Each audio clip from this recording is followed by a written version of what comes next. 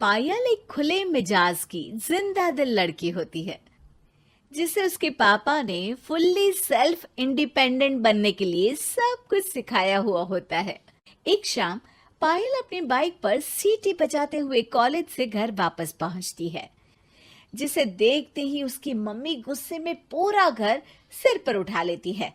आ गई महारानी, बहुत बोलते थे मैं अपनी बेटी को सब कुछ सिखाकर दुनिया में मजबूती से खड़े रहना सिखाऊंगा, साथ में बेटी को लफंडर बनना भी सिखा दिया, ये नहीं बताया।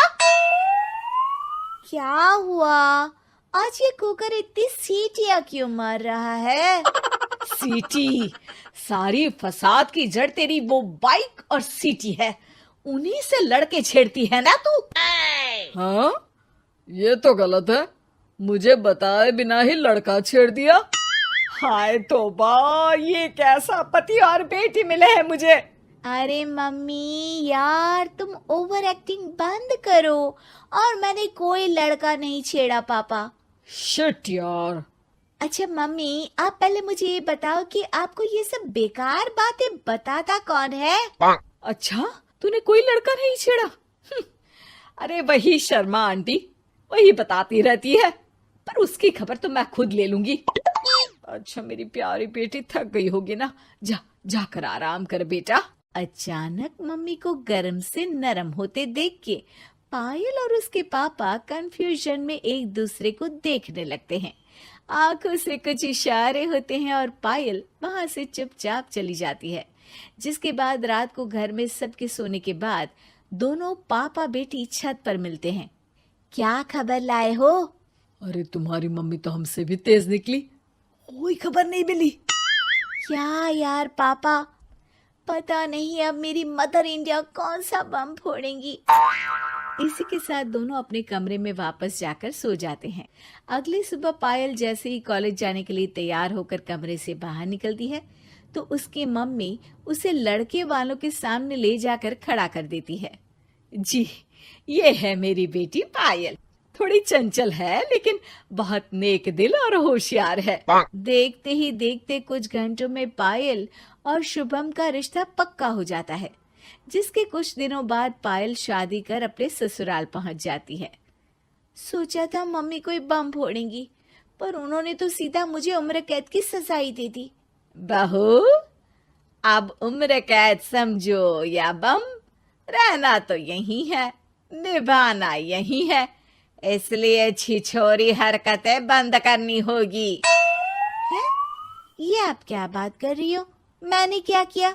इतने मासूम ना बनो, मुझे तुम्हारे कारनामों के बारे में सब अच्छे से पता है। ऐसा बोलकर सास तो वहां से चली जाती है, लेकिन पायल सोच में पड़ी वहीं खड़ी रह जाती है। जिस पर शुभम उसके पास आता है। तुम मम्मी की बात का बुरा मत मानना, वो पड़ोस वाली आंटी ने उन्हें तुम्हारी बाइक चलाना, सीटियां बजाते हुए घूमना, बेधड़क सबसे बात करना वगैरह जैसी कुछ बातें बता दी है, जिसे सुनकर उन्हें गुस्सा आ गया है। पर फिक्र मत करना, धीरे धीरे साथ रहने से वो भी ठीक हो जाएंगी। Thanks for your concern, but I don't care. Payal सीधा अपने कमरे में चली जाती है। अगली सुबह कॉलेज जाने के लिए तैयार हो सीटी बजाते हुए कमरे से बाहर निकलती है, जिसे देख सास गुस्से से तिलमिला उठती है। महारानी, शादी के अगले ही दिन ये हीरोइन बनकर कहाँ चल पड़ी? और ये लफंगों की तरह सीटियां बजाना बंद करो। ये हमारा घर है, कोई सड़क नहीं जहां तुम आवारागर्दी करती घूमो। मम्मी जी, सीटी बजाने और कंफर्टेबल कपड़े पहनने से लोग कब से आवारा बनने लगे? इसी के साथ सास बहू का युद्ध शुरू होने ही वाला होता है कि शुभम वहां पहुंच जाता है। माँ, उसका कॉलेज है इसलिए ऐसे तैयार हुई है। और पायल, तुम भी माँ को समझने की थोड़ी कोशिश करो ना प्लीज। सिचुएशन संभालकर शुभम और पायल घर से निकल जाते हैं। इसी तरह दिन बीतने लगते हैं, जिससे सास बहू की लड़ाइयों के बीच शुभम पिसता रहता है, लेकिन साथ ही वो दोनों एक दूसरे की आदतों को अपना भी लेती हैं। पर पायल का सीटी बजाना सास को आज भी नागवारा ही होता है।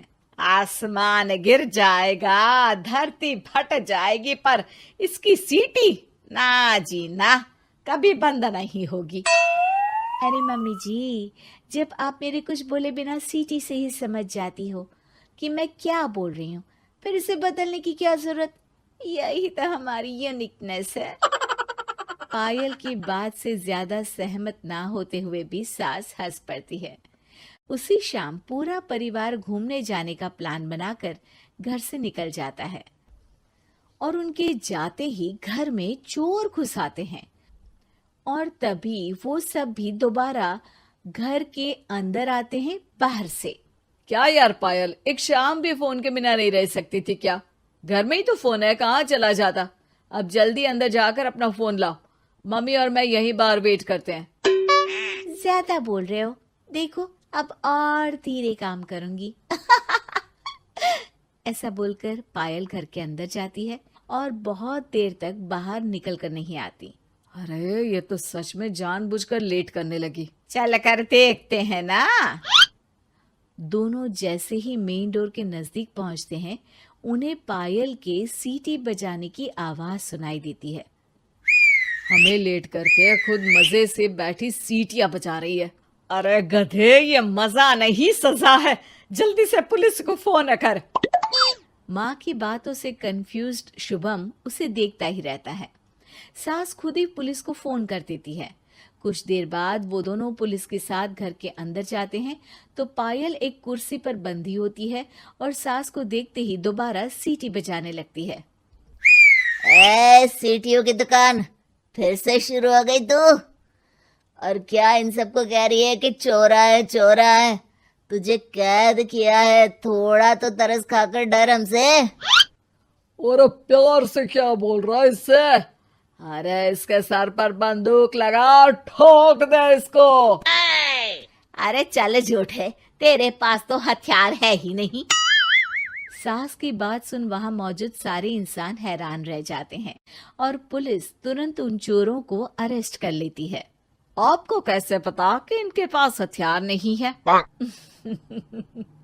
अरे सीटी नहीं तो बताया।